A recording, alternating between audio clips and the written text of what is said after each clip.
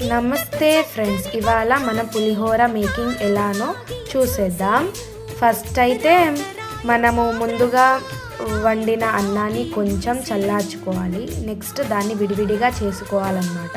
అప్పుడు చింతపండు లేదా నిమ్మకాయ ఏదైనా వేసుకోవచ్చు. పులిహోరలో నేను నిమ్మకాయ వేస్తున్నాను అన్నమాట. నీళ్ళు, పసుపు, ఉప్పు వేసి బాగా మిక్స్ అయ్యేలాగా చేసుకోవాలి. నెక్స్ట్ ప్యాన్ మీద ఆయిల్ వేసి ఆవాలు, ఎండుమిరపకాయ, శనగపప్పు, మినప్పప్పు, కరివేపాకు అవన్నీ వేసుకోవాలన్నమాట. తాలింపు అన్నంలోకి వేసి చింతపండు మిశ్రమం లేదా నిమ్మకాయ మిశ్రమాన్ని బాగా కలుపుకోవాలి.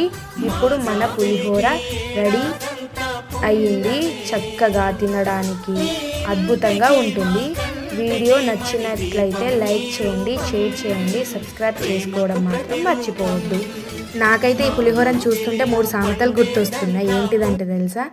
పండుగ కంటే పులిహోర తప్పనిసరి. ప్రతి పండుగకు పులిహోర కంపల్సరీ కదా. అన్నం ఉంటే ఆకలి ఉండదు. ఎన్ని టిఫిన్స్ తిన్నా అన్నం పులిహోర తింటే అసలు ఆకలే ఉండదు రోజంతా.